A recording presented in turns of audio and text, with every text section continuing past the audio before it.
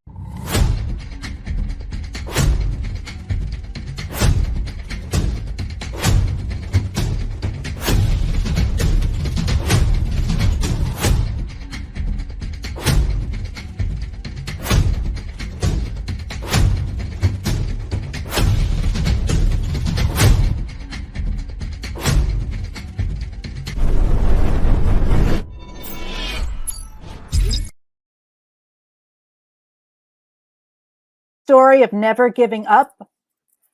Are you someone who just perseveres? Well, we have launching this book, Never Give Up, today, and we're excited to be interviewing some of the authors who share their stories about never giving up. We have one of them here today, Jacalyn Price. I'm excited that you are part of this and that you've shared your story. So we'll just get started. And why don't you just introduce yourself, tell everybody a little bit about who you are and what you do. Hi, thank you, Sally. I'm Jacalyn Price from Newcastle, Australia, and to be part of these authors group is just amazing. Like, you always want to write a book or write a chapter and share your story. You don't realise how many people you touch hearts and change lives, even on a daily basis. So I just love part of this. Yeah, well, we love having you. So, you know, why don't you share what about this book made you say, "Hey, you know what? I can do this. I can write a chapter in this book." What was it about this book, this particular book, the Never Give Up book, that um, Well, I faced many challenges in my life, and the one I have in my book is one of the biggest challenges I've had. And if I can go from a wheelchair to walking and not having to worry about any aids anymore. Everybody faces a challenge with sometimes it's walking, sometimes it's other challenges, and sometimes you want to give up because it's just too hard. And you don't realise what you can do to get through that challenge.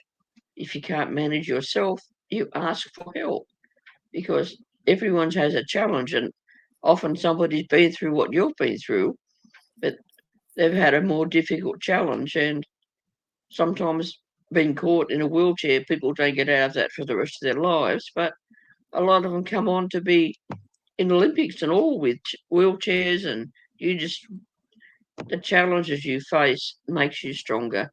And if you can share that challenge and help somebody else get through a similar challenge, you've made a difference. yeah, do you think people are born with that attitude, with that never give up attitude, or do you think that's something you learn over time? You learn over time because, man, as children, you follow what goes on in your parents' life and challenges you have at school, but you don't realise how things can change in a split second, like the chapter in my book. Like just a simple fall made a difference in my life. You don't realise how quick things can happen. And it absolutely does change your life. Yeah, well, let's talk a little bit about your chapter. That's your title, life can change in a split second. So you want to just maybe share a little bit about your story, that, a little bit about what you wrote in the chapter without giving too much away? Yeah, well, I was at work and I just had a simple fall that everyone falls over and gets up. And I thought, within a couple of hours, I was in intense pain. I thought, this is weird. I only fell over. So I ended up going home. They couldn't find the cause of the pain. And within a couple of months, my left leg went numb completely. And I thought I had a stroke. But they realised that I'd damaged the sympathetic nervous system. So it took a while for my leg to come back to have some feeling. But then I spent the next 13 years in a wheelchair and motorised scooters, crutches, and went through a lot of pain clinics to try and manage that pain. And they said, you'll be like this. I said, that's what you think. I'm not stopping in a wheelchair for the rest of my life. And it took a long time to get out of the wheelchair, onto crutches, get off the crutches. But as they I still kept the crutches in the car just in case. I thought, no, they have to come out because I just can't think just in case. You know you can do it. You just take your time and be careful. So how did you get through all that? I mean, was it just, were there people that helped you? Was it just your own gumption that got you going, or what We was it did you have pain clinics which taught us like meditation and different ways to manage pain. We had groups we belonged to in the what they called RSD, regional sympathetic dystrophy, and some people have it in their arm or their leg, but they don't tell you it can spread throughout your body. So my body ended up whole being affected, and like if you drop a peg on your foot, it's like dropping a brick on your foot. The sympathetic pain is just so intense. I've never known pain like it. It's a nerve pain, so nerve pain is the most painful pain you can have. Wow, wow. So how did your mindset play into all of this? Well, I had some mentors as well, like controlling pain with meditation or do some breathing. Take yourself somewhere else than other than in the pain. And you don't realise the power of the subconscious mind saying, I am no longer in pain. I can control the pain. Just doing that positive affirmation every morning, I am or I can, you don't realise that power. Instead of thinking, oh, it's too hard, I'm in pain all the time, you tell yourself you're in pain, you will be in pain. The brain takes over. Yeah, yeah. It's amazing how your mind can control your body, right? I That's know I correct. did. Yeah, I did a whole meditation. There's a book that I was part of, and they talked about the different ways to get your mind and body connected. And I think a lot of people miss that. It's the act of being still, and the act of creating that imagination in yourself again, and being able to go to places like you said, to get out of your body and go to a place in your head, and to get to step away from the pain of your body, to step away from the anxiety and fear and whatever it is that you're feeling, and being able to do that. So I love that. And so you know what else would you want people to know about you, and about the book, the chapter that you wrote? Well, sometimes a small challenge can be a breaking point because everyone has a challenge, but often it builds up and could be just a simple challenge. You just lost the plot. You don't know what to do and where to go. It's important you have a counsellor. I mean, I still have a counsellor from the trauma I've had because you'd like to share with someone other than family the challenge you have. And just talking to somebody else, you think, oh, wow, someone's listening. Yeah, yeah. And it's that connection with other people, right? It's that having that someone to bounce ideas off, bounce especially like when you're going through stuff, your emotions, and having that person to connect with.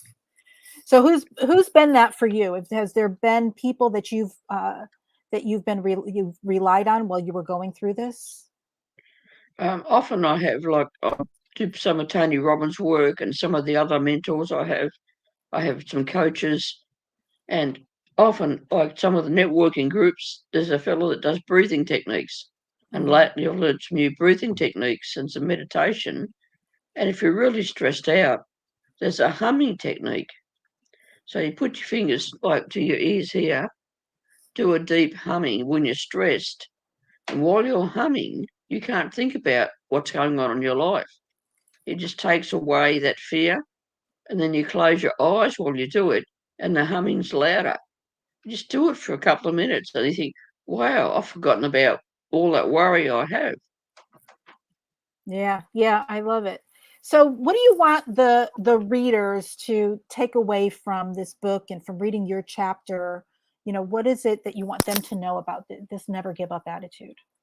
So it doesn't matter what challenge you face, there's always a way to get through it, whether it's a small challenge or a big challenge. Always ask for help and share how you got through that challenge with others because you don't realise how many other people out there are facing challenges. And often I think, wow, she's going through the same challenge I've been through. If she can do it, so can I. Yeah, yeah, I love that. So how can people connect with you if they want to connect with you after they read your chapter? So they can reach out to me via my website or via my email, jacalyn@jacalynp.com, and I can talk to them and say, look, what are you facing? Can I help you with some breathing techniques or some meditation or some of the similar things I do to help me get, like we still get pain at times, but when you feel the pain coming on, just sit, relax and breathe. And doing that relaxation, you're not thinking about the pain or the challenge you're facing. Yeah. Well, we're talking to the authors of the book Never Give Up. If you are looking to purchase a copy, head on over to actiontakerspublishing.com/NPP or and never /never. Wrong book. actiontakerspublishing.com/never. Pick up your copy today. And while you're over there, you'll see free gifts from the authors. You'll be able to get some free gifts from the authors. So, Jacalyn, any last words before we head out? Never give up, no matter what challenge you face. Thank you so much for sharing your story in this book and for being a part of it. We appreciate you. It's been a pleasure. Thank you.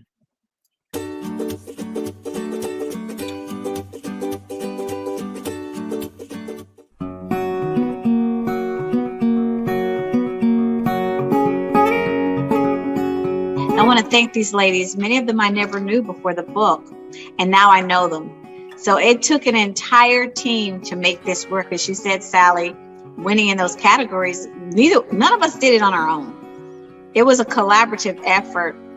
We've got Dionne Roberts from the UK. I'm sure you'll hear from her in a moment. But for me, and I've been publishing, I have a solo book. I have a couple other book collaborations.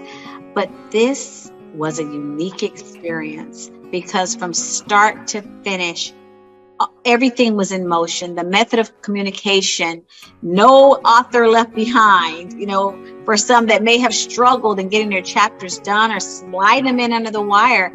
And everyone was treated equally the same. It didn't matter who you were and how many books you'd written. And Shannon's shaking her head about that because it didn't matter. We're all doing this together. So I love this unity and this community of us all getting there together and having the tools and everything that we need. All of the marketing materials are phenomenal. It's like, I'm going to just say this. It feels like the Super Bowl. There's two teams playing, but only one team's going to win, but they have to have the marketing materials ready. So I watched the Super Bowl right after. There goes the Rams with all the, you won. Of course, they had to have the other team ready also. Well, this team was ready. They were ready with the #1 stickers. And I guess, halfway through the day, here we are getting our marketing materials with the #1 Amazon sticker on it. Who does that? Action Takers Publishing does it. I love it. I mean, I'm holding that close to my chest. I'm going to be using those pictures from years to come. But to just have it all ready and prepared, because you know what, Sally? You guys believed in us. Yep. You believed we were going to hit #1. And I love it. I'll take this to write again. Thank you. And the fact that you got your whole family involved too. Yes, yes. My husband's involved. We had to work some appointments around this. As a matter of fact, I've got one after this. He was so kind to put, his something that's very important to him on hold. So I'll be doing that. And I schedule something before it. I do run a business. I scheduled all those things around that. But today, this calendar said book launch. And my husband was so kind to work with me and eat his dinner around all of this too. He had to wait, but he was so patient. So it takes, if you're in a household and it's more than just you, they have to be a part of the process. They have to be a part of this. It is community at home.